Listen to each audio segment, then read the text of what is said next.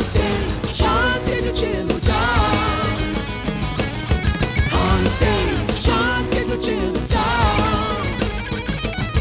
Onstage, onstage with Jim and Tom. Onstage, onstage with Jim and Tom. Tom and Jim. Tonight we welcome Lungs and Limbs, an indie pop band from our very own backyard. Drawing influence from groups like Fantagram, Alt J, and the Yeah Yeah Yeahs, this is a group that has been working hard and gaining momentum over the last few years.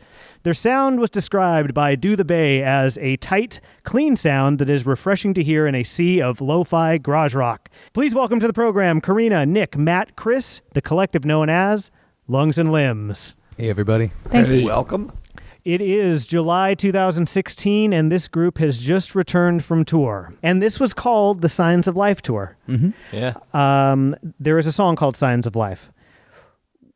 Where did that song come from? And what is the vibe of that song? Well, I feel like that was a song we started when we were first starting to really write together. I remember because we were in the living room at the place we used to play at, and we were trying to do something upbeat and catchy because our kind of like default style of writing was sort of sad and not sad, but moody. Moody. Yeah. Does the lyrical content come from anything, or is it just, oh, this word sounds good with this musical attribute? I think it's a feeling. I think sometimes my subconscious has a better idea of what I need to talk about than what the more surface part of me does. So yeah, that song's pretty much, it's like a really happy, dancey song about feeling lonely and not relating to anyone. Yeah, what did they say when we released it? It was love and longing at a distance makes for good songwriting. Yeah, that's a good quote, but Well, I think what stuck from the title, The Signs of Life, is we kind of have a space theme. Karina's always been a space lover.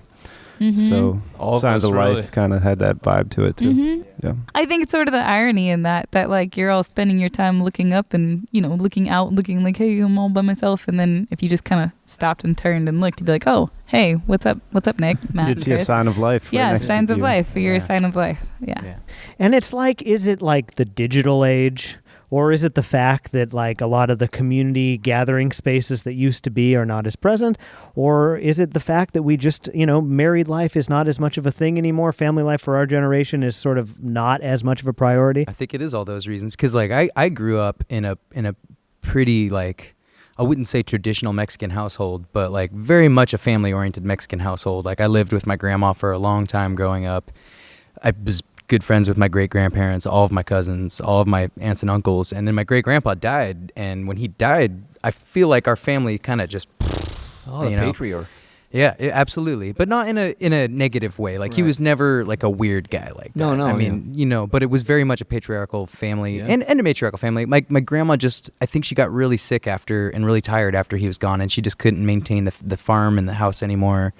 And just I think that was probably the first time that I started to feel more isolated, because like I didn't have that yearly family reunion and going up there every few months to hang out anymore. Did read an interview, and I think it was about the song Signs of Life, which was a change of style that might have been brought on by a night psilocybin mushrooms. Am I correct? Yeah. What you're referring to is the song Ricochet, which is, Ricochet. Yeah. according to someone, the easiest and most fun to put together and probably their favorite song on the EP. I think that was Or- It came Yeah. about after Karina and Nick had the mushrooms, and it pretty much wrote itself on the spot. For me personally, I can't speak for everyone else in the group, but like that was probably the drug that I connected the most to throughout high school. And for me, what it is I'm almost like, don't want to say this, I've taken them a lot. But in high school, for me, the first few times I took them, there was like a revelatory period where I was realizing that I was so much more than what I was letting myself be at that point in my life. And I was so very uncomfortable with like a lot of things that I was and that I shouldn't have been uncomfortable with myself. Which is just questioning yourself and about what you want and what you want to do with yourself and whether or not it's okay or it's right. But post those 3 or 4 times, it's been a much different experience for me. And like every time I've taken it since then, it's been more of it's not a fun thing. It's never a fun thing. I end up having a lot of fun on them a lot of times. But it's almost, I feel like if you're going into it expecting to have a recreational experience, then you're probably not doing it for the right reasons. And it's almost when I feel bad sometimes now, that's when I take it. When I need to have a time out with myself and really think about the things that I'm I'm, not no pun intended, but the things that I'm tripping on in my life, that's when I take them and I sit by myself, or I sit with a good friend and we talk, and we just talk for hours. And everybody gets to kind of strip down their mental state and really think about themselves in a really, like you're a 5-year-old again. That's what it's, when you were a little kid and you had those moments when you just, nothing mattered. You were, half naked rolling around in the dirt and you just didn't care. Like, that's what it's like for me a lot of times. And I feel like I get some of my best thinking done when I'm in that state of mind. It's actually good to continue rolling in the dirt. It is. Yeah, absolutely. I agree. Yeah, you talked about your was it your grandfather earlier? Yeah. Sometimes I wonder, like, how much is it of the family? Like, they're trying their best. All the families are trying their best, but it just seems like, and maybe it's society, maybe it's not the family's fault, but it just seems like everybody comes out of that incubator with all these layers of bullshit and you have to do so much work to like strip back to where you were before. It's like a boost into that, though. It's like you're like, that's what I think when people are afraid of having a bad trip, they're afraid of that moment where it pushes you through that crap and you become the person that you were before, but it forces you into it. So I think it scares people a lot when that happens. But if you can be with someone you trust and care about at that moment, you have this awakening again where you're like, oh yeah, I'm the only one that gave a crap about that. Nobody here cares about any of that stuff that I care about, and you get to just let go of it. There's a song called Kaleidoscope, and that song came about after reading Ray Bradbury's The Illustrated Man. So I mean, that's the story in there, and I was reading at the time. That song actually for me came out, it was a really interesting time for me because my grandma was passing away, and she had made a decision. She could have lived longer, but she decided that she was just ready to do it. So she made that decision to just stop eating, stop drinking, and it's really intense. But she was kind of a source of inspiration for me at the time because I was kind of indecisive about what I wanted to do with my life. And now I've made the decision, this is what I like doing. This is what I'm doing with my time. But she was someone who very clearly said to me, you should do what you want to do. And that's really important coming from someone who's at the end of their life. So I was reading those stories at the same time. And Kaleidoscope is a story about these astronauts who are in a rocket. The first few lines is the rocket explodes and they're in their spaceships and they're all just scattered in different directions in space. And spacesuits. They're in their spacesuits, but they know they're going to die, but they can communicate for a while. And the whole story is just about how they're experiencing this last few moments of their lives. And it's so different for each person. And I think that combined with what was going on with my life, it was sort of like, well, I'd like to be the person who's looking back and saying, oh, I did the things that I wanted to do. So Kaleidoscope came out pretty fast. It was one of those songs that was just like, came right out because it was supposed to. And then Nick set it against this cool hip hop beat and Matt kind of polished it out and Chris wrote this like really cool hook on the bass. And I think we're all really happy with how that song turned out. You talked about how there were 3 people who were in spacesuits, right? They were going into. I think it's like at least a dozen, maybe. Yeah. There's a bunch. It's not a dozen. There's main characters. There's main characters who you mostly deal with, like, a few. Yeah, there's like Pierre, who's the French dude who like gambled and went to like brothels and was like, yeah, this is wonderful. I have no problem with it. Yes. And then I think it's like Stone is the guy who's really uptight. This is what I was curious about. If you can remember the different reactions they had. Yeah, it's very interesting. So yeah, free and easy French guy is like, hey, whatever. Yeah, he's having a good time. And who's the uptight guy?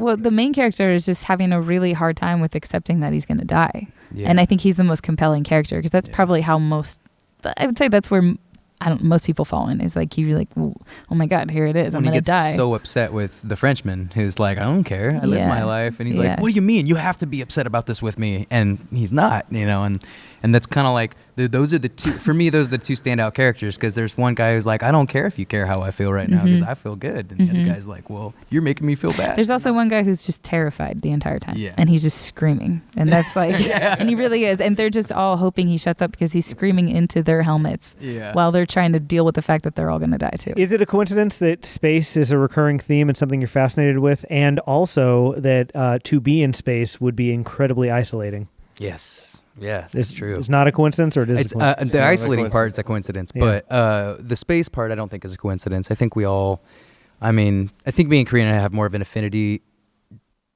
naturally in us because we just kind of started pushing that direction without really asking Matt and Chris, and they just rolled with it. It seems like there's a lot of little stories and characters in the songs and the lyrical content, which is exactly what you did with Less Ordinary. It sounds like, at least you, the lyrics in another article that was written about you guys in SF Weekly, that the lyrics were about special relationships with people in your life. We get that a lot. It's weird. We have the songs, and I think everybody wants to put us in the love box, and we have a lot of love, but we don't. Well, you know what's funny is I read that and I didn't assume love. That's cool. I didn't assume love. Special people in your life. Your grandmother's a special person in your life. I mean, the bandmates are special people in your life. Totally. The lyrical content became a little amorphous on that song, but really it was about like how it can be hard to kind of pull yourself out of maybe if you're going a little dark, you know. And for me, I rely so much on the people around me, like Chris and Matt and Nick, and then a lot of my other good friends to kind of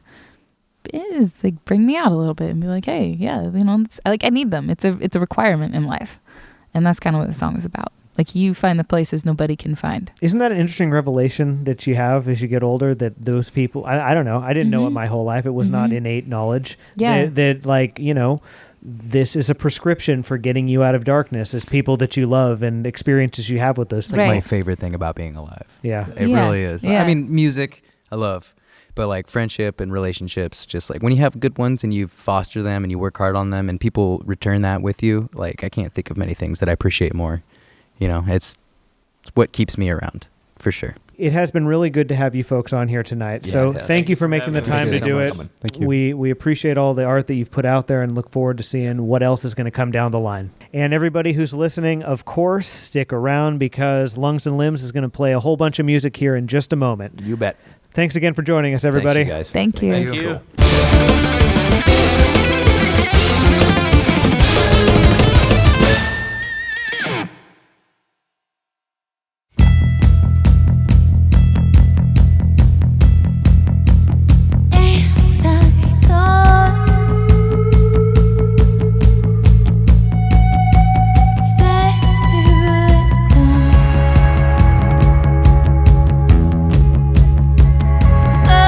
Almost got my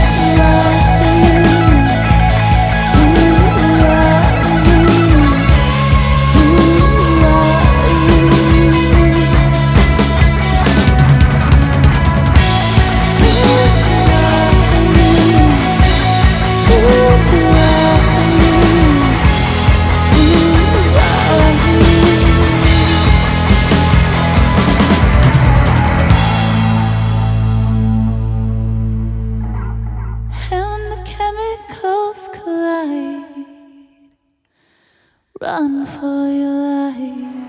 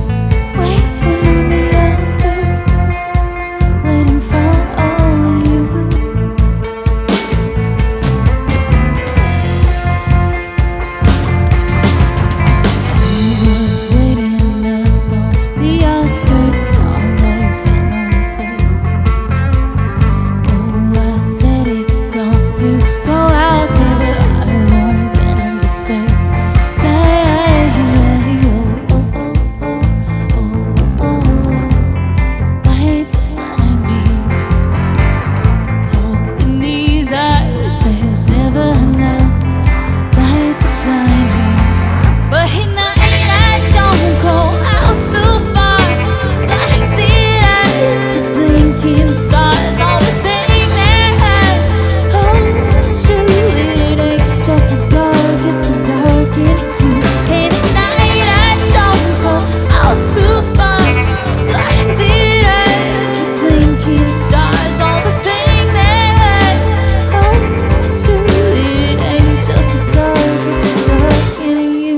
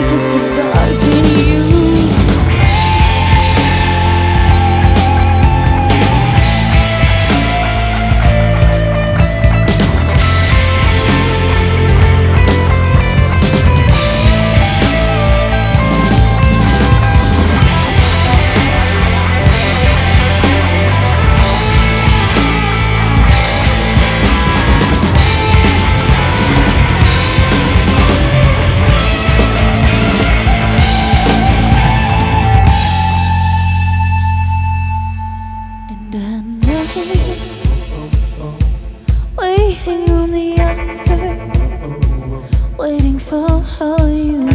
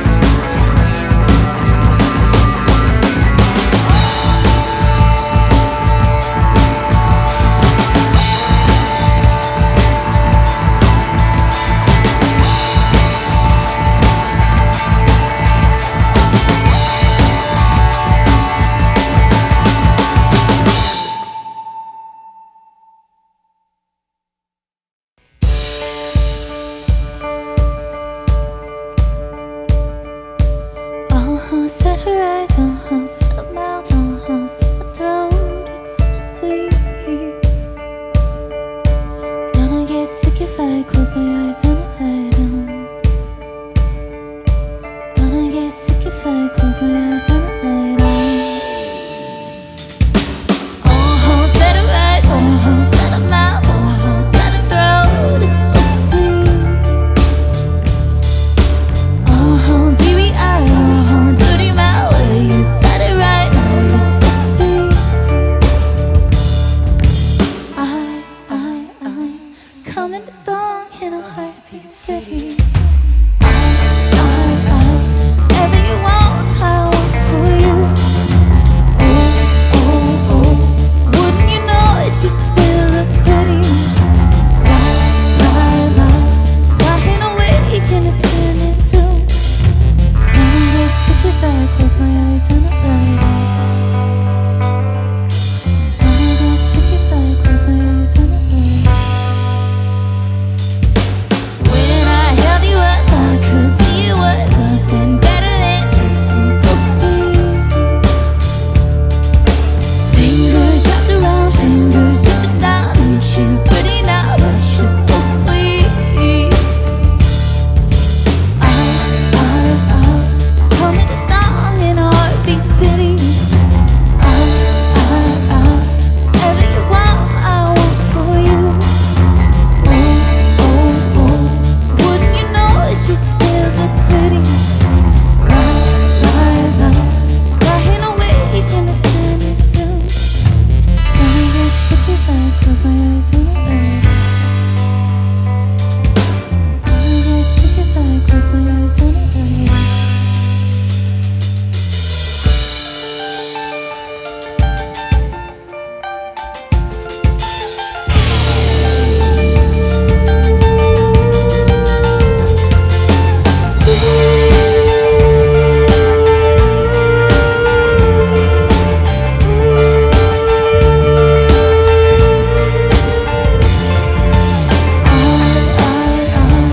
Coming along in a heartbeat city.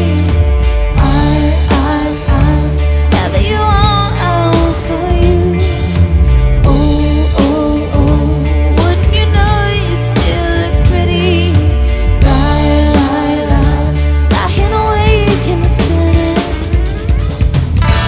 Set her eyes, set her mouth, set her throat. So sweet. Set her eyes, set her mouth, set her throat. So sweet. Set her eyes, set her mouth, set her throat. So sweet. Set her eyes, set her mouth, set her throat. So sweet.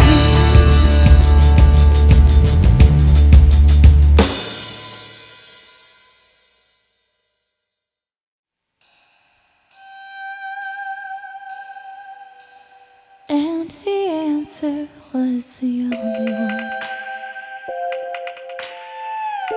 Saw it from so far away.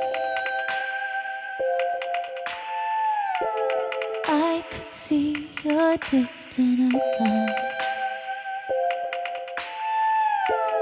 floating up in outer space.